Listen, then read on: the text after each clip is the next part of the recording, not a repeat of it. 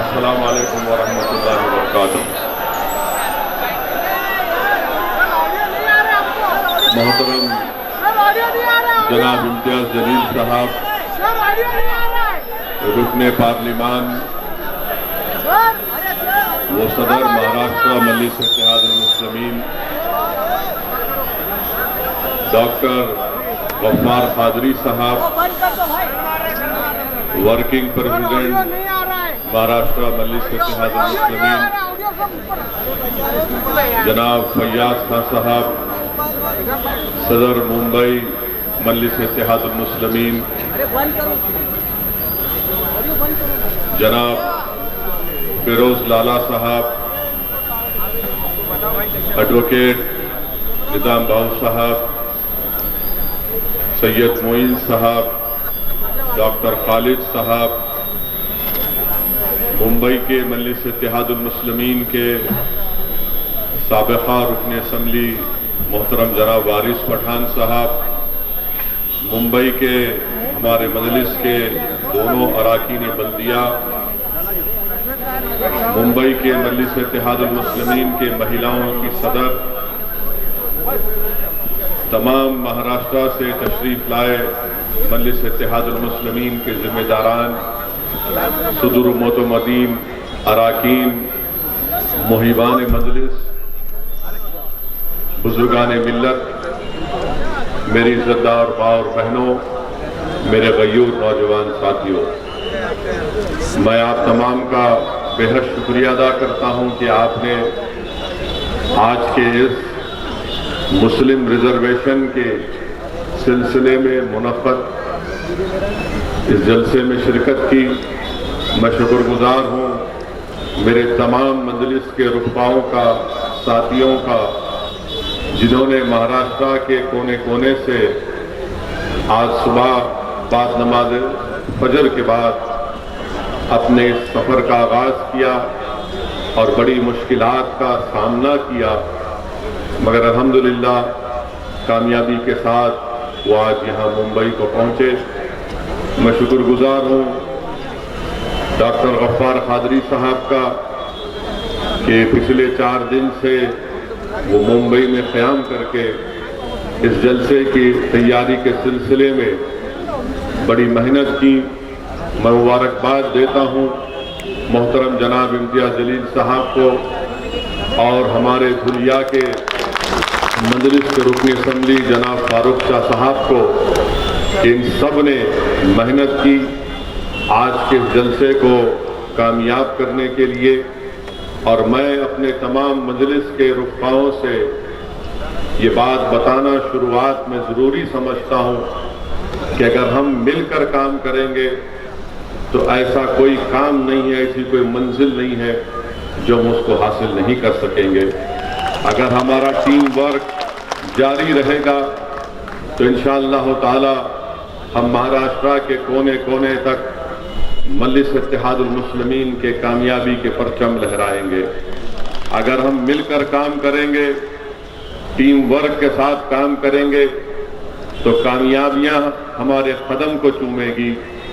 अगर हम अपनी इनफरादियत को फ़रोग़ देंगे, अगर हम अपनी इनफरादी मकबूलियत को जमात की मजबूती पर तरजीह देंगे तो फिर हो सकता है कि इनफरादी तौर पर मकबूलियत मिल जाए मगर जमात को कामयाबी हासिल नहीं होगी।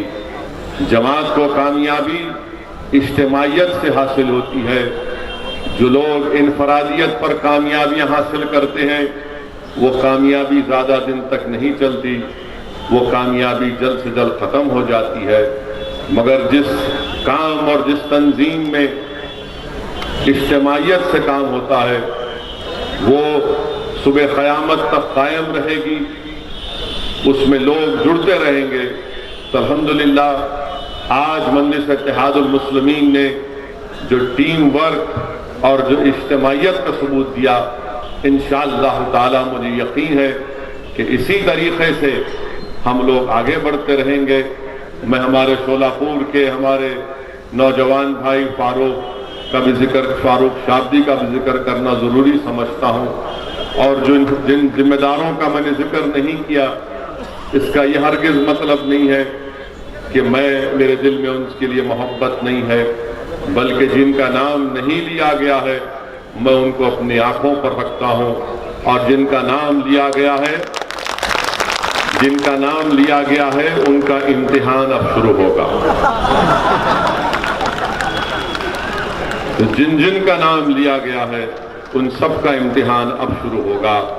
और अगर वो इज्तिमाइयत और टीम वर्क के साथ करेंगे तो यकीनन इम्तिहान में कामयाबी मिलेगी। मेरे अजीज दोस्तों और बुजुर्गों, मैं यहाँ पर हमारे साबिर आलम साहब, नदीम शेख और नसरुल्लाह गाजी का भी, जो मुंबई के जमात के स्पोक्स पर्सन हैं, इन तमाम का भी शुक्रिया अदा करता हूँ। अल्हम्दुलिल्लाह आप तमाम ने मिलकर मेहनत की। मेरे अजीज दोस्तों और बुजुर्गों, मुस्लिम रिजर्वेशन के उन्वान से आज का इस जलसा मुनक्कद किया गया है। मुझे अफसोस है इस बात का, जिसका जिक्र अभी हमारे साथी रुकने पार्लियामान ने किया, कि तिरंगा रैली निकाली गई तो आखिर ये क्या तकलीफ हो गई शिवसेना, राष्ट्रवादी और कांग्रेस की सरकार को कि जगह जगह पर मजलिस के काफिले को रोकने की कोशिश की गई। अफसोस से इस बात का है कि शिवसेना जो राष्ट्रवाद दिन में 24 घंटे में 2000 बार उनके लोग पुकारते हैं, कभी ये क्यों भूल गए कि तिरंगा ही तो हमारा राष्ट्रवाद की निशानी है, तिरंगा ही तो हमारी नेशनलिज्म की पहचान है। क्यों तिरंगे से इतनी नफरत है आपको? मजलिस से हो सकती है, मुसलमानों से हो सकती है, जो नहीं होना चाहिए, जो भारत के बाइज्जत शहरी है, मगर हमसे नफरत इतनी बढ़ चुकी कि जब एक मुसलमान और दलित तिरंगा उठा रहा है तो तिरंगा निकालो। मैं ये बताना चाह रहा हूं उन लोगों को कि तिरंगा भारत की पहचान भी है, हमारी मोहब्बत की निशानी भी है और हमारे बुजुर्गों की कुर्बानियों की एक मिसाल भी है। और जिन लोगों ने भारत की जंग आजादी में हिस्सा नहीं लिया, वही लोग तिरंगे की मुखालिफत करते हैं। जिन्होंने भारत की आजादी में हिस्सा नहीं लिया और जिन्होंने अपने चेलों से कहा था कि आजादी में हिस्सा मत लो, तुम खामोश घर में बैठे रहो, मगर मुल्क की तारीख गवाह है कि क्विट इंडिया मूवमेंट का अगर नारा किसी ने मुंबई में दिया तो मुसलमान था। तिरंगा बनाने वाले में भी कौन कौन थे, बड़ी लंबी तफसील है, मगर अफसोस है कि ये सरकार तिरंगे के भी खिलाफ हो चुकी है। मेरे अजीज दोस्तों और बुजुर्गों, ये कहा गया कि मजलिस का जलसा जब होगा तो 144 लगा दिए। मैं हमारे उद्धव ठाकरे से ये पूछना चाहता हूं, जो अभी उनका ऑपरेशन हुआ है, मेरी नेक तमन्नाएं उनके साथ हैं। मैं उम्मीद करता हूं कि जल्द से जल्द वो सेहतयाब हो जाएंगे और उनका ऑपरेशन जो हुआ है, हम उम्मीद करते हैं कि उनको सेहत हो जाएगी। मगर हम उनसे ये पूछना चाहते हैं, उनकी सरकार से पूछना चाहते हैं कि दिसंबर के इस महीने में कांग्रेस के साबिका प्रेसिडेंट जो अमेठी से हार गए और केरल से जाकर कामयाब हुए, वो मुंबई को आ रहे हैं, तो क्या जब भी 144 लगेगा या फिर उनका इस्तकबाल फूलों से किया जाएगा? जब 144 लगाएंगे आप, जब कांग्रेस के वो मौसूफ आएंगे, वहां से आएंगे मुंबई को, जब ओमाइक्रॉन की बात नहीं होगी, जब सत्ता की बात होगी। मेरे अजीज दोस्तों और बुजुर्गों, सबसे अहम बात जो आप और हमने सुना, महाराष्ट्र की जनता ने सुना कि मुस्लिम आरक्षण के नाम पर कैसे कांग्रेस के, राष्ट्रवादी के बड़े बड़े लीडर्स ने जो बयानात दिए थे कि महाराष्ट्र के मुसलमानों में वो जो 55 कास्ट हैं उनको रिजर्वेशन मिलना चाहिए। मुंबरा का एमएलए जो मजलिस के हर जिम्मेदार के पीछे रहता है, उसने कहा कि हमारे दस्तरखान से खाना उठा लिए। तो ये महाराष्ट्र का मासूम मुसलमान इतना खुश हो गया कि इसने कहा कि हमारे दस्तरखान का खाना उठा लिए, ये हमको खाना लौटाने की बात कर रहा है। तो हमने खाने को भूल गए, भूखा रहकर उसको वोट डाला। हमने भूखा रहकर उसको वोट डाला, मगर जब इख्तिदार मिल गया तो दस्तरखान पर आप नजर नहीं आते। दूर दूर तक मुसलमान उस दस्तरखान पर नजर नहीं आता जिस पर बोटियां हैं, बड़े बड़े खाने हैं, और उस टेबल पर 3 ही लोग बैठकर दबा दबा कर खा रहे हैं, जिसका नाम उद्धव ठाकरे भी है, जिसका नाम शरद पवार साहिब भी है, और कांग्रेस के कौन है, कौन कहने नहीं मालूम, जो भी है। आप कहां हैं बताइए? आप तो बावर्ची खाने के पास भी नहीं है, आप तो बटलर भी नहीं है। आपका काम यह है कि इनको खाना पकाने के लिए हर चीज मुहैया करो, और जब खाना पक जाएगा तो ये तीनों बैठकर खा लेंगे, और हम ललचाई नजरों के साथ अपने बच्चों को भूखा रखकर अपने घर में चिराग नहीं जलाकर इन जालिमों को हमने इख्तियार दिया। क्यों दिया? कि इन्होंने कहा था कि मंजलिस को वोट मत दो, मंजलिस वोट काटेगी। आपने उन पर भरोसा किया। अब देखो दस्तरखान पर कौन बैठकर दबा दबा कर खा रहा है।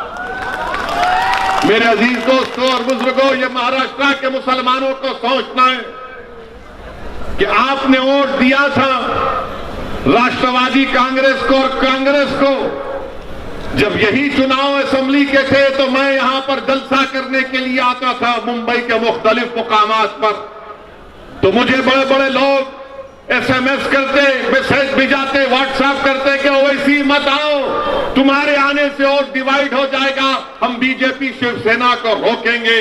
मैं पुकारता रहा और कहता रहा कि देखो, बीजेपी शिवसेना को तुम नहीं रोकोगे, ये इख्तियार में आएंगे, यही कांग्रेस और राष्ट्रवादी आपको धोखा देंगे। मगर मुसलमान मासूम है, दस्तरखान पर बैठने के लिए तड़प रहा था, मगर मालूम क्या हुआ, वोट तो मिल गया, मगर कांग्रेस और राष्ट्रवादी जाकर शिवसेना से हाथ मिला। रिजर्वेशन कहां गया बताइए आप? मंजलिस को वोट नहीं दिया गया। मैं इकरार करता हूं आपके फैसले का, उसकी इज्जत भी करता हूं। जमहूरियत में आपको इख्तियार है कि आप किसी को भी वोट दें, मगर सवाल यह पैदा होता है कि कब तक आप धोखा खाएंगे, कब तक मुसलमान धोखा खाएगा इन हमदर्दी की बातों को सुन सुनकर। मैं तो यह समझ रहा था कि मुंबई की सड़कों पर शहादत बाबरी मस्जिद के बाद जो खून की होली खेली गई तो आपकी आंख खोल देंगे।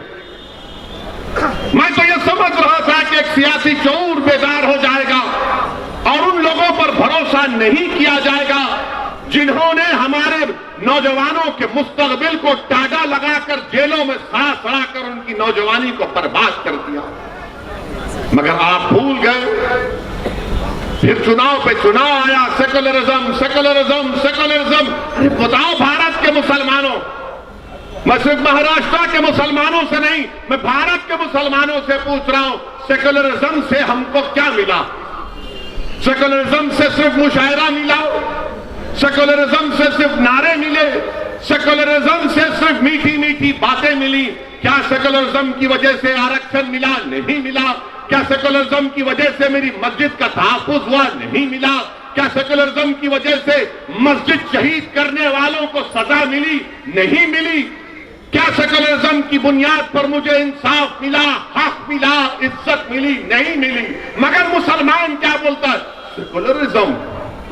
कौन सा सेकुलरिज्म? मैं उस सेकुलरिज्म को मानता हूं जो भारत के संविधान में है। मैं इस पॉलिटिकल सेकुलरिज्म को कभी मानता नहीं था, ना हूं, ना कभी रहूंगा। मुसलमानों, पॉलिटिकल सेकुलरिज्म को धिक्कारो। आपको एक सियासी ताकत बनना है, आपको एक सियासी कुव्वत बनना है। रिजर्वेशन तो तभी हासिल होगा। रिजर्वेशन हम क्यों कह रहे हैं? रिजर्वेशन इसलिए कह रहे हैं क्योंकि भारत के संविधान में आर्टिकल 15 और 16 के तहत जो फंडामेंटल राइट में आता है, जो फंडामेंटल राइट के चैप्टर में आता है, उसमें ये गुंजाइश है कि वो कौम, वो कास्ट जो सोशली, समाजी और एजुकेशनली, तालीमी तौर पर, समाजी, इक्तिसादी और तालीमी तौर पर पीछे, उसको रिजर्वेशन मिलना चाहिए।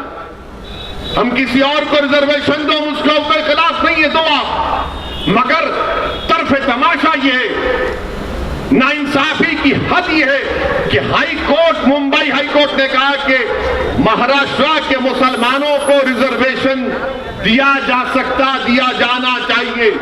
वो बैकवर्ड है सोशली, एजुकेशनली, उसके बावजूद भी ये 3 in 1 की सरकार, शिवसेना, राष्ट्रवादी और कांग्रेस भूल गए और मराठा रिजर्वेशन की बात करते हैं। अब आपके सामने ये बताना जरूरी समझता हूं कि आप यहां से एक पैगाम लेकर जाएं। असदुद्दीन ओवैसी कोई अपने दिमाग से कोई आदादो शुमार या फैक्ट्स एंड फिगर्स बनाकर ये बात नहीं कह रहा है। क्या आपको मालूम, महाराष्ट्र के मुसलमानों जिन्होंने सेकुलरिज्म के बात पर राष्ट्रवादी और कांग्रेस को वोट दिया, कितने महाराष्ट्र में मुसलमानों के ग्रेजुएट होते हैं? आज के इस जलसे में कितने मुस्लिम ग्रेजुएट हैं? हाथ उठाओ।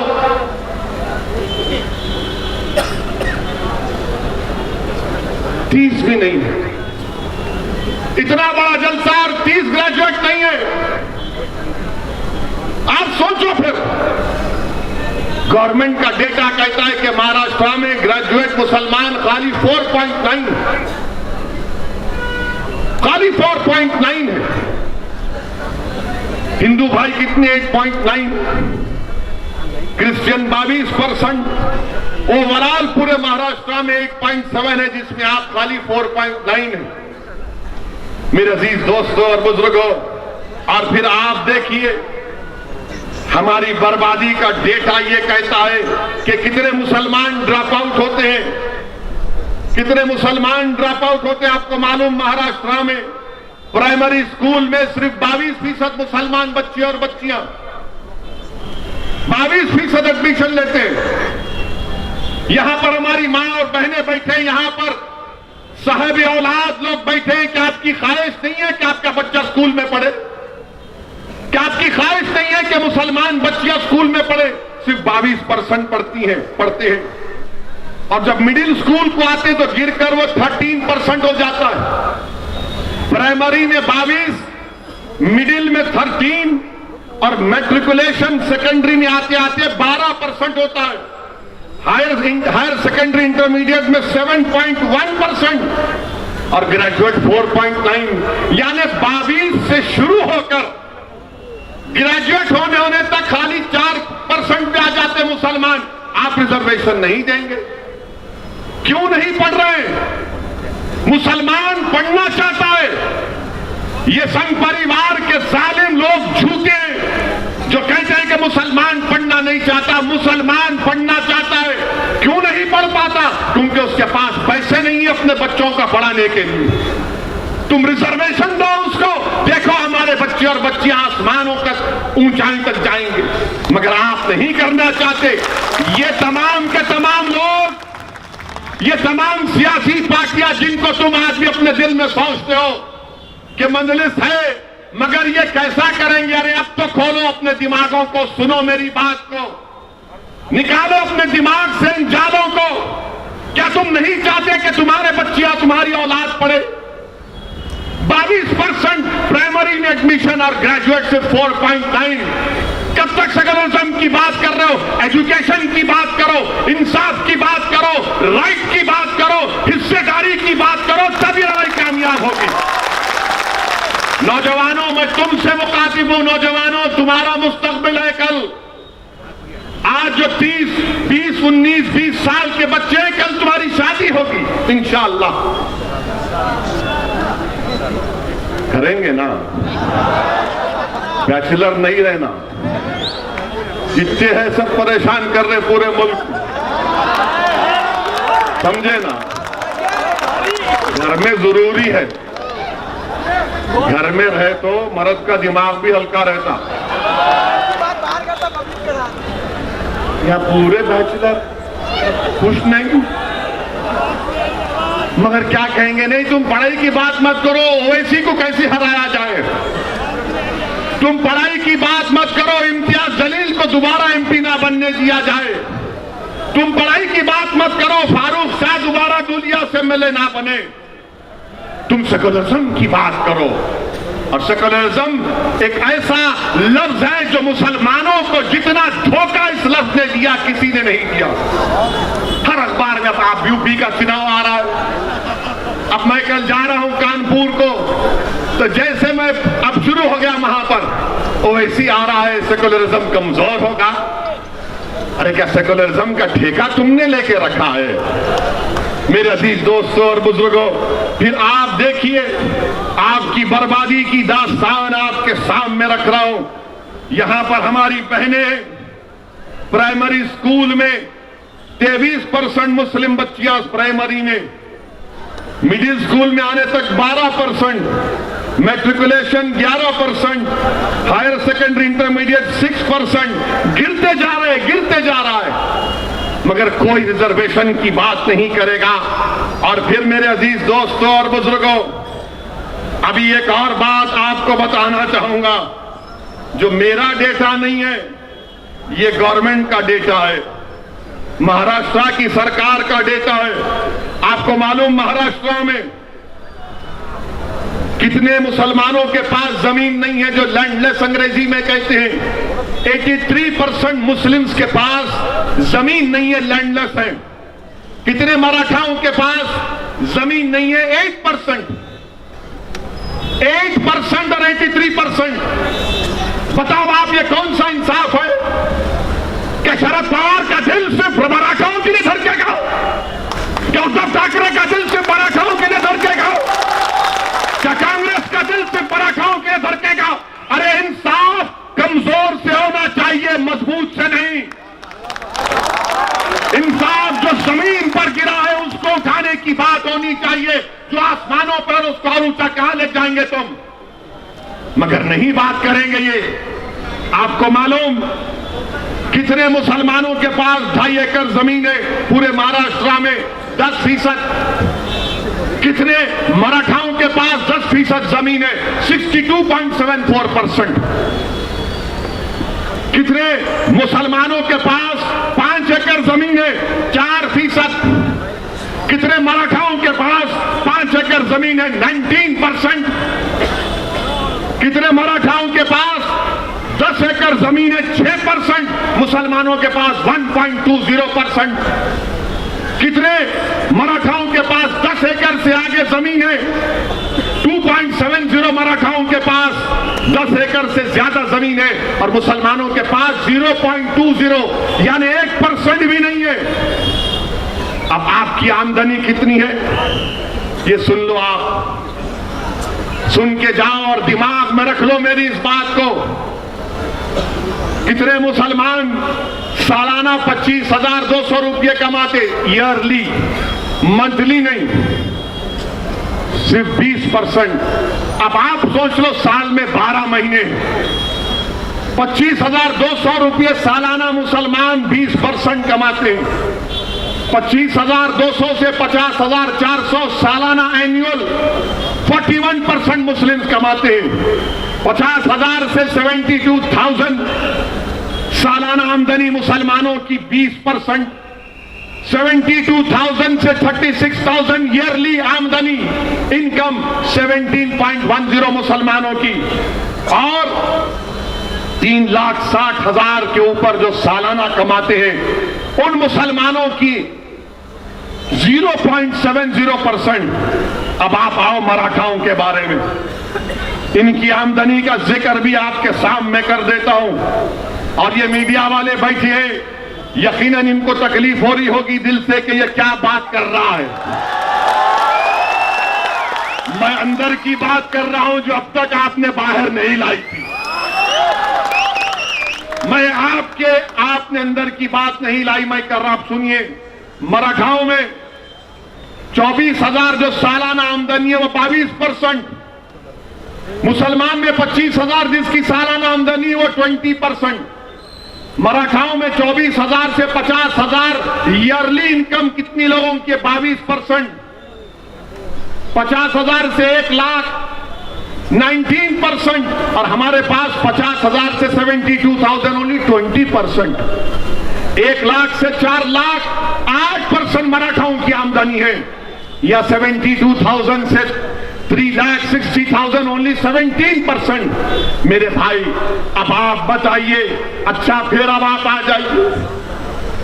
आ जाइए कि जो सोर्स ऑफ बोरोइंग है, मराठाओं को बैंक से 40% लोन मिलता है, मुसलमानों को बैंक और कोऑपरेटिव मिलाकर 5.8, कोऑपरेटिव सोसाइटी से मराठाओं को 39% मिलता है, मुसलमानों को क्रेडिट सोसाइटी से 2.6, ये प्राइवेट मनी लेंडर से मराठाओं को 14%, मुसलमानों को 4%, रिश्तेदारों से सबसे ज्यादा मुसलमानों को लोन मिलता है 17%, प्राइवेट बैंक से मराठाओं को 2.14% मिलता है, और मुसलमानों को प्राइवेट बैंक से कुछ नहीं मिलता, डेटा ही नहीं। अब आप आ जाइए कि आईएएस ऑफिसर कितने मराठाओं के, 15.52%, मुसलमानों के कितने आईएएस ऑफिसर है महाराष्ट्र में मुसलमानों, कितने एक भी नहीं। आईपीएस ऑफिसर 28% मराठा है, कितने मुसलमान है 1.97%, और वो जो 1.97% है वही मजलिस को बोलते हैं बी टीम है, इन्हें ऐसा करता है, इन्हें वोट काटता। अरे तुम किसको खुश कर रहे, जिन्होंने बर्बाद कर दिया हमको, तुम उनकी तारीफ में लगे हो। और आईएफएस ऑफिसर 18% मराठा है, मंत्रालय में कितने मराठा हैं 16.17%, मुसलमान कितने हैं 0। मेरे अजीज दोस्तों और बुजुर्गों, ये मुसलमानों की बर्बादी की दास्तान आपके सामने रख रहा हूं। अब कोई कहेगा तुम घर की बात नहीं किए, तो कच्चे घरों में सबसे ज्यादा रहने वाले मुसलमान 67%, सेमी पक्का घरों में रहने वाले मुसलमान, और रेंटेड घरों में रहने वाले कौन, मुसलमान। एक कमरे में अगर 4 लोग रहते हैं तो सबसे ज्यादा कौन है, मुसलमान। एक कमरे में, 2 कमरे में 48% मराठा रहते हैं, मुसलमान का डेटा नहीं है। 3 कमरे में मुसलमान का डेटा नहीं है, 5 से ज्यादा कमरे में मुसलमान का डेटा नहीं है। अच्छा, टॉयलेट फैसिलिटी, बैतुल खला 35% मुसलमान के पास, मराठाओं के पास 76%। आप बताइए ये क्या हो रहा है फिर? इसकी बात ना कोई एनसीपी करेगी, ना राष्ट्रवादी करेगी, ना कांग्रेस करेगी। क्यों नहीं करेंगे? जब पार्लियामेंट में बिल लाया गया कि रिजर्वेशन का इख्तियार रियासत की बीसी कमीशन को मिले, सब महाराष्ट्र के जितने एमपीज थे सब मराठा रिजर्वेशन की बात करें। अगर किसी ने उठकर मुस्लिम आरक्षण की बात की तो जमात का नाम मजलिस इत्तेहादुल मुस्लिमीन था। हमने उठाया इसको और सब लोग देख रहे थे, शिवसेना के लोग, राष्ट्रवादी के लोग, कांग्रेस के लोग देख रहे थे। मेरे अजीज दोस्तों और बुजुर्गों, ये हमारी बर्बादी की दास्तान है। फैक्ट्स एंड फिगर्स आपके सामने रखा हूं। मेरी आपसे गुजारिश है कि हमको इस लड़ाई को जारी रखना है। ये जिन लोगों को आपने सुना, ये तमाम के तमाम सिर्फ धोखा देते आए हैं। मजलिस जहां भी इलेक्शन लड़ती है, इनको एक तकलीफ हो जाती है कि वोट कटेंगे।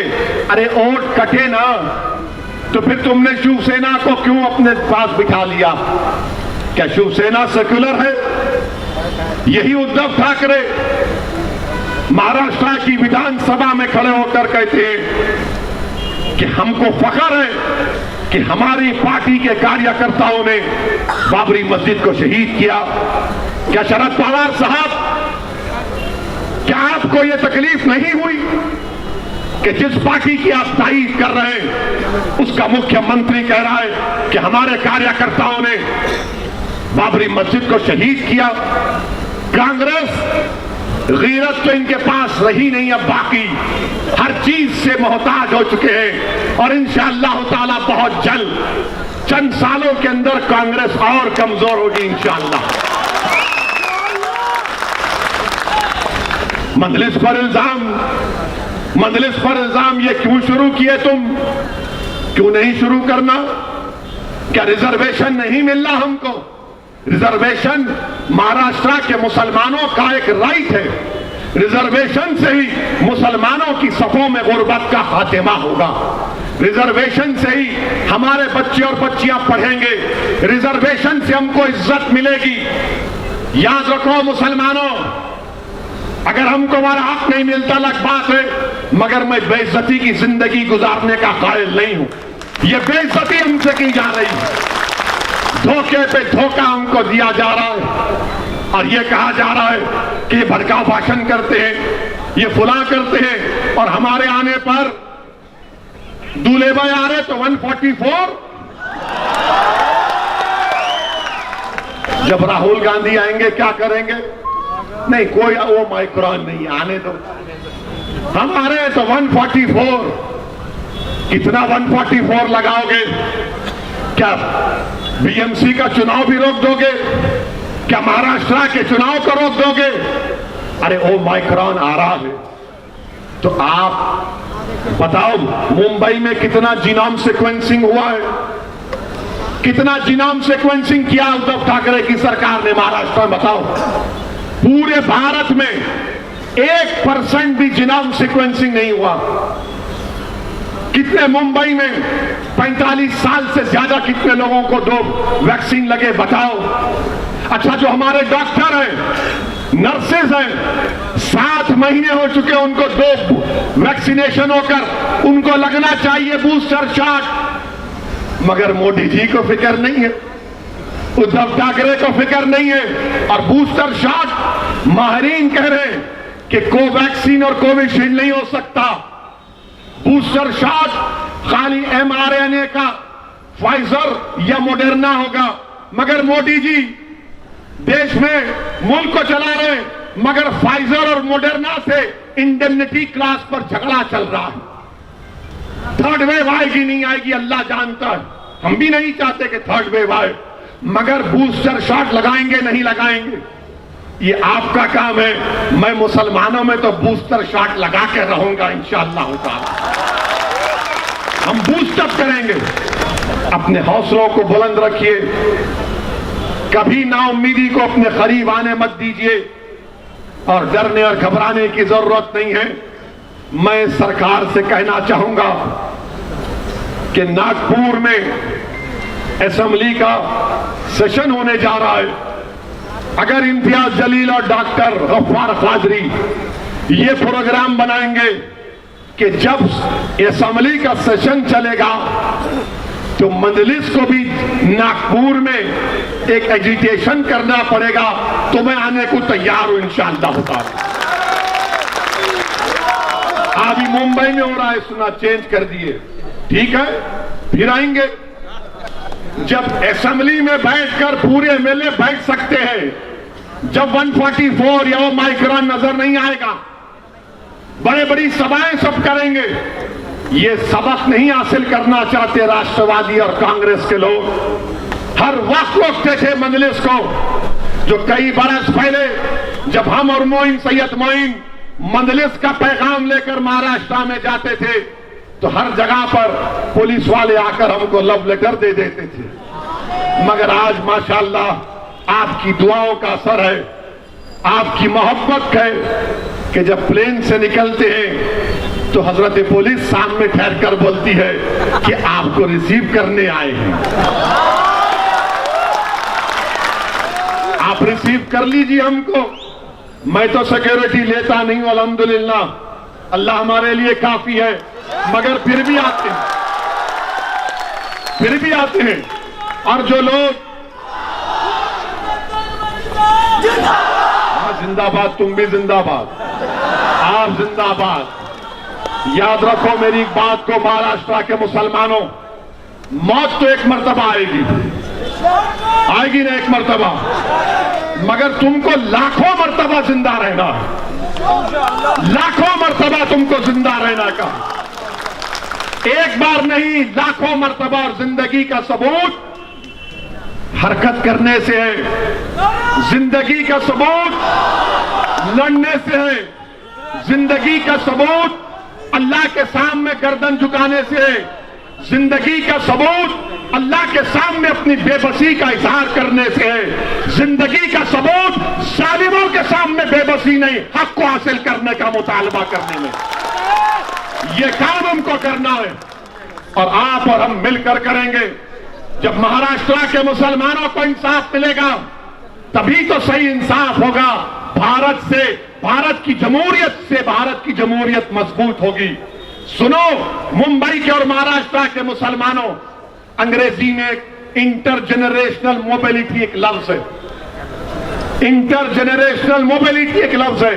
और वो क्या लफ्ज है कि क्या बेटा अपने बाप से आगे गया तालीम में, दौलत में, तो जो मुसलमान 1950 और 1960 में पैदा हुआ उन्होंने अपने बाप, अपने वालिदैन से ज्यादा तरक्की की। जो मुसलमान 1970 और 80 में पैदा हुआ वो अपने बाप से पीछे हो गया, और जो मुसलमान 1990 में और सन 2000 में 2000 में पैदा हुआ वो तो अपने बाप से, अपने दादा से बहुत दूर है।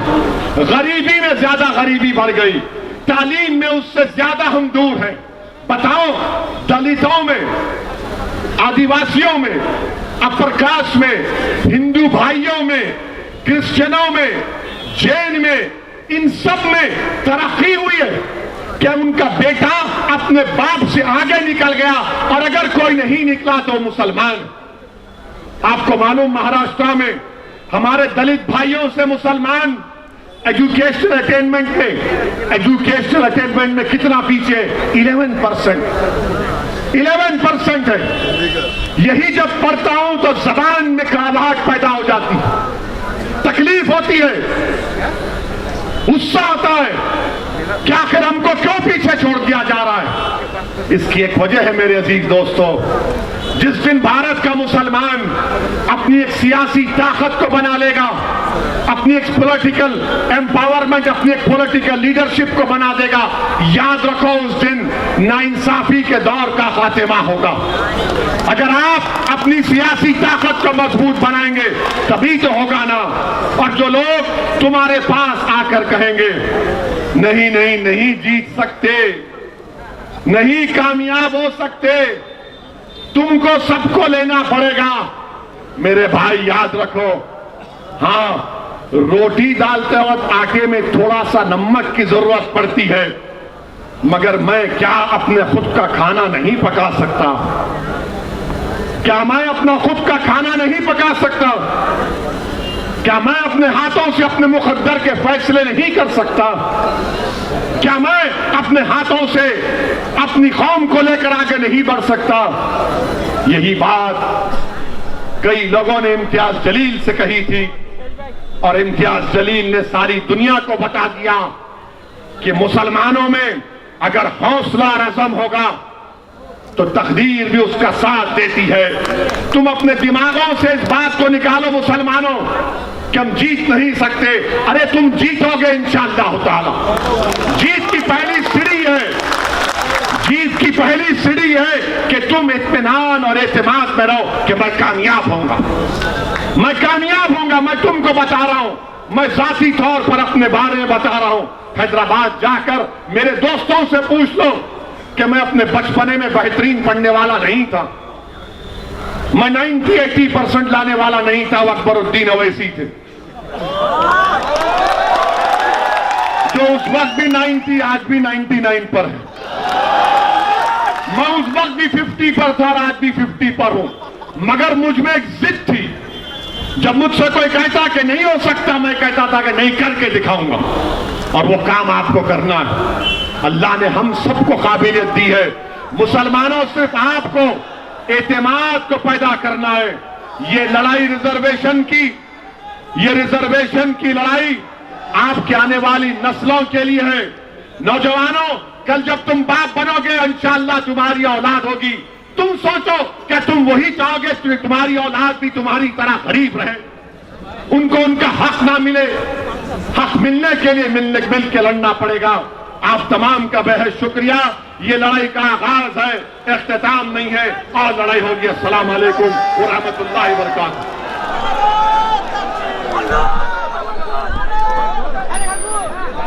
मैं आखिर में